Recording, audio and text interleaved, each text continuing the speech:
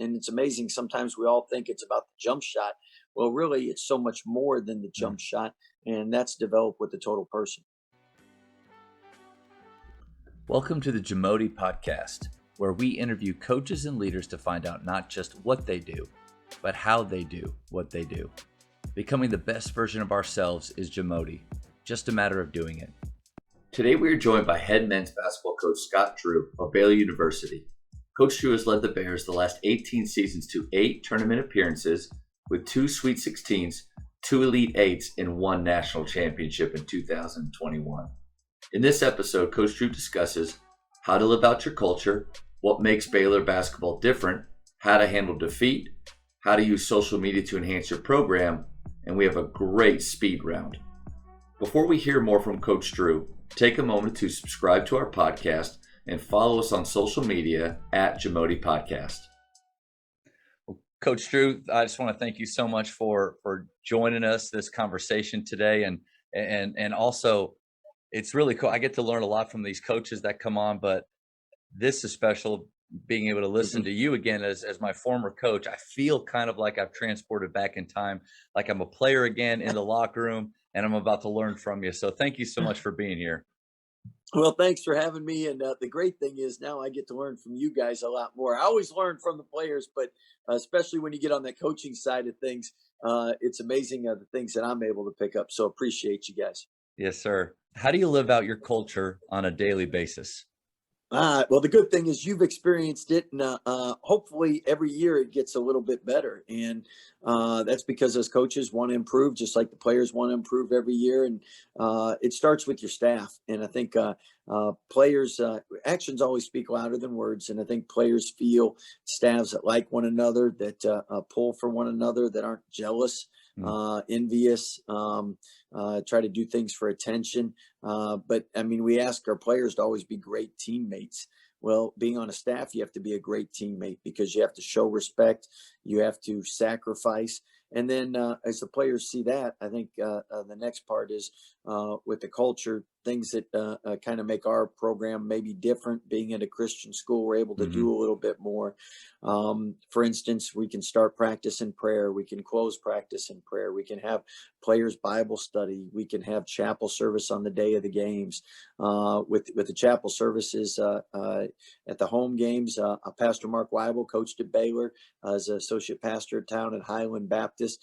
He does a great job with the theme of the year and our home game chapel services.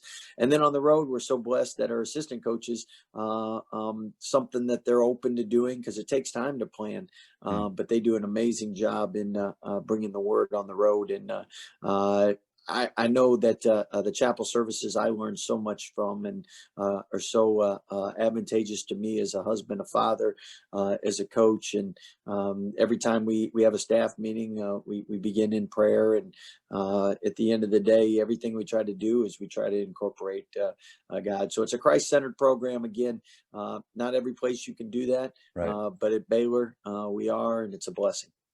Yeah, and I can say from the experience I had with you and your staff that first year, your first year, my senior year, was I was always impressed because you mentioned a second ago, you said it starts with our coaches first and leading by that example. I think as players, we were so astonished by how joyful you were, how much energy you brought every day, and how much optimism, almost to the point where we were waiting for it to break. Like, how can he sustain this? How can the staff sustain this?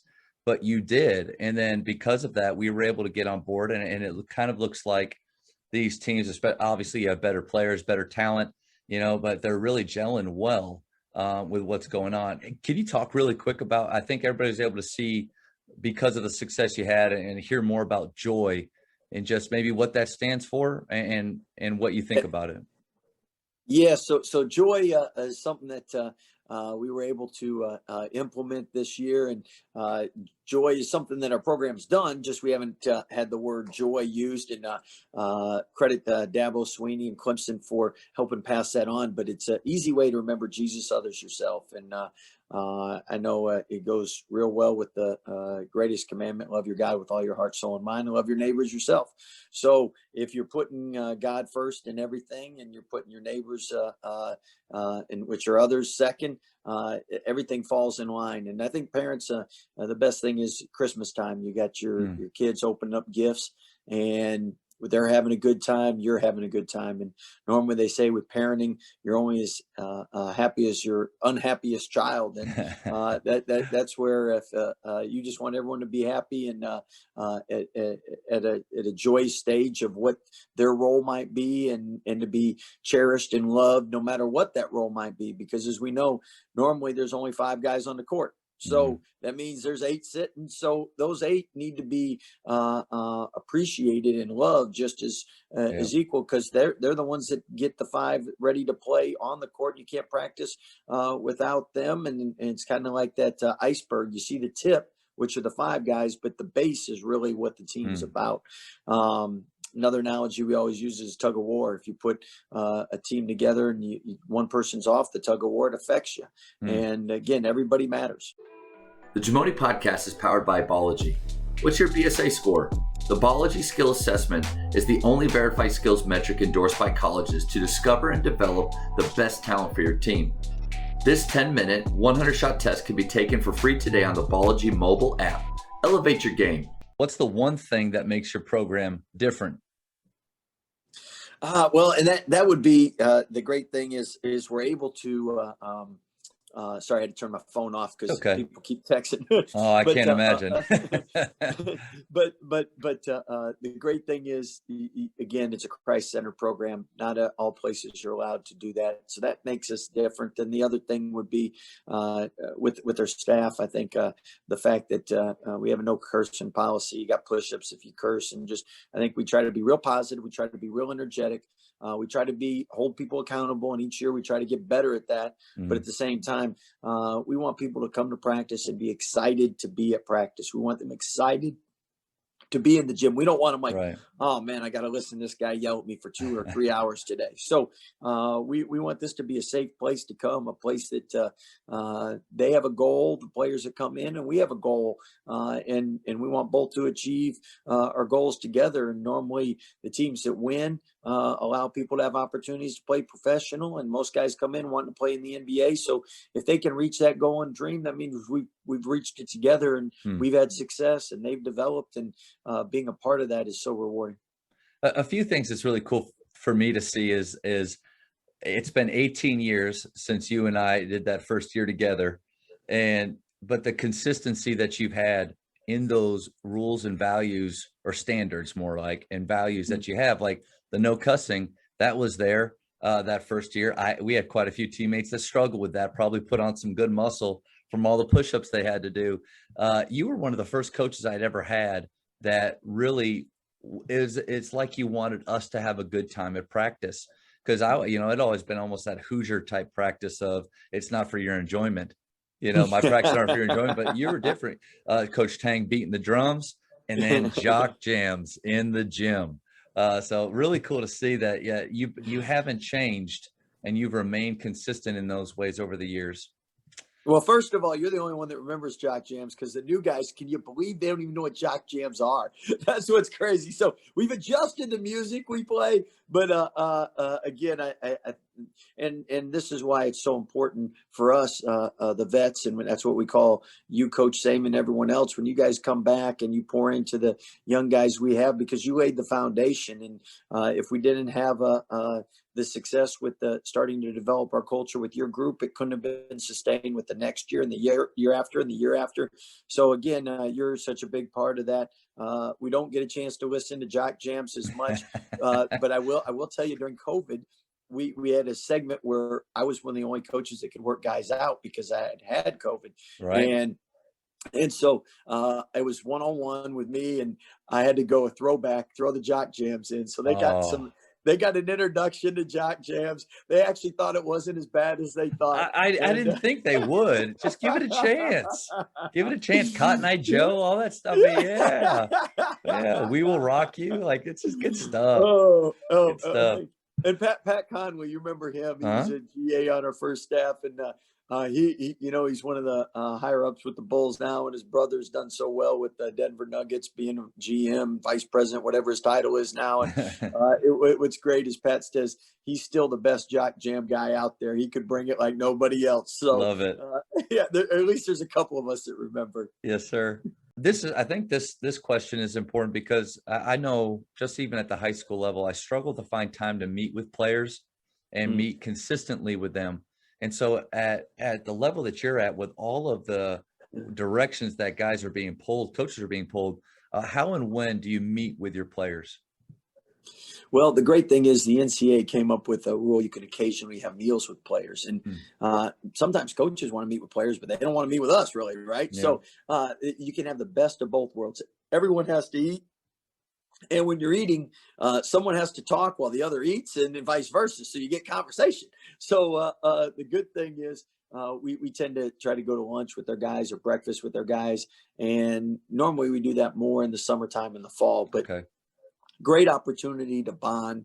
And again, everybody's got to eat. So that's a great way to do it. And that's something that's worked for our staff. I think something really unique about you and the staff that you have is it is more than just basketball. And I think when you have those opportunities with them to spend outside of the program or outside of the gym, where it's not about a ball in their hands and what they can do for you there or for the team, I think that's really powerful when they have those moments.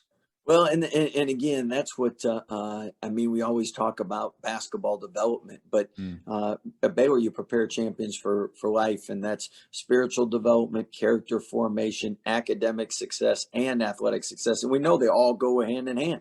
I mean, if you're not disciplined enough in the classroom, you're not going to be eligible. And if you're disciplined enough to do the little things in the classroom to get to be successful there, you're probably going to do the little things on the court. And then same thing with the spiritual formation. I mean, we all know if you're feeling God's pleasure in what you're doing, you're living for Christ, then you're right in your wheelhouse. And it's amazing what kind of journey God can take you on. And then the character formation. Not everyone's going to play in the NBA. And when you get done playing professional basketball, being able to know how to interview and how to get a job and how to network. But also the stronger a person's character is, wouldn't you want that person on your team? So if people are good in all the other areas, it directly affects their play on the court. And it's amazing. Sometimes we all think it's about the jump shot. Well, really, it's so much more than the jump shot. And that's developed with the total person. The JAMODI Podcast is powered by Sideline Interactive. Sideline Interactive is the leading manufacturer for high-quality, innovative scoring tables and LED video display boards that help coaches and schools bring more excitement to fans, create huge fundraising opportunities, and make their jobs easier. Visit sidelineinteractive.com to check out their amazing products. How do you use social media to enhance your program? Well, that's something that I'm probably not the best at. Usually the younger, the better. So the younger guys on our staff are better at that. What it is, back in the day, we'd all read the sporting section. And if it wasn't in the newspaper and in the sports section, you didn't know about it. So nowadays, everything is pretty much on social media. And a lot of times by the time the newspaper comes out, it's old news. So you gotta make sure you put that information out there. At the same time, I think developing your players to understand the positive things, but also not biting off more than you can chew. And what I mean is you don't give a baby steak. And so many programs, I mean, LeBron does it in the playoffs, usually gets off social media just so he can lock in and focus and concentrate. Other programs, I know in the past, Clemson would get off social media when it was playoff time so people could concentrate. And social media is not for everybody, meaning a lot of haters out there. And if you're trying to appease everybody else out there, it's hard for you to be yourself or get better at what you need to do. And we all have an inner circle, and that inner circle is so much more important than some fan from across the country that doesn't like you, that's tweeting against you. So I think educating our student athletes about social media and the positives, but also not putting them in harm's way or having them lose their focus and direction because of it as well. Right. They have to beware their digital tattoo, because what they put out there, it lasts and it's hard to get rid of it, hard to get rid of it. But it does seem like I follow obviously the team social media, and I follow some of the players, and man, they seem like Teague just seems to have such a great grasp of what to put out there, how to praise other. It's never braggy.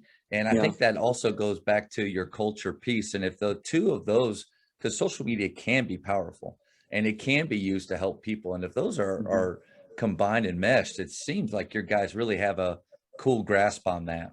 And we call those joy interviews. So when people are doing those and putting Jesus first and others second, I mean, those are the things that we try to do. And as you know, you bragging about yourself's one thing, someone else bragging about you is completely different. And Yes, we want to sir. get that second part a lot more. And with that, part of the NBA training we always do with our players, bringing in professionals to also make sure that they know what they're putting out. Like you said, the digital tattoo, it's out there Yeah. forever. Yeah. And if you're not good with your pastor seeing it, you're not good with grandma seeing it, you're not good with your school teachers or your mom and dad seeing it, then you probably don't need to put it out there, because one day your kids will see it. Yeah. Yeah. And I think that's so awesome that you have. I'm thankful to kind of played when I did, and where that was just that wasn't an issue at all. We didn't worry about those things at all. But the pressures that they have now to handle, I think your guys do a great job. And I also think you're selling yourself short. Like, I follow you, and I think you do a good job. One thing I really appreciate that you do is how much you acknowledge, praise, and encourage the other sports at Baylor. And I think that that's a growth area for me, is to get outside of my basketball Mhm. blinders and bubbles. You do a great job with that. Well, thank you. And again, it's as you know, what's so special about Baylor is the family atmosphere. We had 17 sports, 14 of them were top 25. We had Wow. 4 ranked number one. But Mac has done such an unbelievable job, our athletic director, with the culture here as well, where the coaches cheer for each other, pull for one another, support one another, and we all learn from each other. Hmm. How do you handle defeat directly after a game with your team in the locker room? Yeah, and this one, especially when I was first starting out coaching, I probably did a poor job of. So I can help everyone out there to avoid the same pitfalls. And my dad was always great after a loss, but Hmm. the older I've gotten, the more I realized just what the veteran coaches say, and a lot of times it's best to speak less after a loss Hmm. and go to the film, because so often what you think happened might not have happened like you thought it happened. And Absolutely. it allows you to make decisions and make recommendations based on facts and accurate information rather than your memory. And so often we come into a locker room, and after a tough loss, you're mad about this or that, and then you watch the film and you're like, man, we did better in that area, we did better, this area is the area I thought we Hmm. did fine in, and that's really what hurt us. So it's most veteran coaches say less after a loss, and what we do normally is one or two things, and the Lord's Prayer, and we say that on a win or a loss, and then we move on from there. And then the next day we go to film breakdown, or when the next practice we have. In fact, one NBA team, I think it was a 48-hour rule or whatever, but they'd always wait because they didn't want, it was too emotional right after Hmm. a game. And the longer it went after the game, the more teaching actually could be done. I do know you try to be more teachers and give accurate counsel rather than just emotional thoughts. Right. So that's something. And then I think the biggest thing is, from that, you're going to say things that you wish you didn't, or you messed up on, or you might tell a player it's a bad shot during the game, and you watch it on film, it was a good shot. It's a bad pass on during the game, and on film it hit the guy right in the hands. He should have caught it. So there's things that when you are wrong, make sure you acknowledge that and say that, just like you want teammates to work together. And that's my bad on that pass, or I messed up on this. You want people to take accountability. And I think us coaches showing our team that we make mistakes is crucial, because we're human, and we make mistakes every game, and own them just like we want the players to. I think that's incredible that, I mean, even at the level that you're at with the players you have, that you're willing to be that authentic, and transparent when you make a mistake instead of, because I think sometimes as coaches, we feel like we don't want to look either weak or like we don't know everything, but showing them that we're capable of making those mistakes might even help them to be okay, because we want them to make mistakes. We want them to push to those limits where they can get better, not play it safe the whole time. One thing I really appreciate about back in those days with you was, even though, I mean, when we lost, like, players rarely are trying to lose, especially the guys that you have. I mean, they're fighters, and I mean, most players are pleasers. They want to do well and want to win. But one thing I appreciate is that you held us accountable. Like that year, there wasn't a lot to play for, but you made it feel like that. Like these games really did matter. What's kind of that each game approach that you have with your guys? I think if you have a number of little goals, whatever it is, if it's field goal percentage, if it's assist to turnover ratio, if it's rebounding, free throw percentage. I mean, if you set more goals than just we want to win the game, because if you're 40 points better, you might only win by 2. And is that acceptable? Is that good? You might be 40 points inferior and you lose by 10, but you played a heck of a game. Is that terrible? So I think games within a game, meaning what numbers, like on offense, what are your goals as a team? And if you're able to achieve those, give credit for those. If you don't achieve them, no matter how much you win by, hold people accountable where we have to do that. Same thing with the defense, same thing with rebounding, everything, whatever things would be important to you as a coach, that's going to be important to your players. But that's one way to always measure and make every game important. Then I always like to, what motivation, what excites you to play that game? So we're all going to have good music. We're all going to have fans. So what else can motivate you? And I think that's important, because human desire at the end of the day, and passion, that goes a long way as well. Pete Carroll talked about after wins or losses, when they go into the locker room after games, there's a highlight film of that game. So win or loss, they're going in and they're looking at things that they did well. And I wish we had the technology to do that here. I can't convert a game quick enough to highlights. But back in the day, you would do your best with trash cans and things to bang it on to get us hyped before games.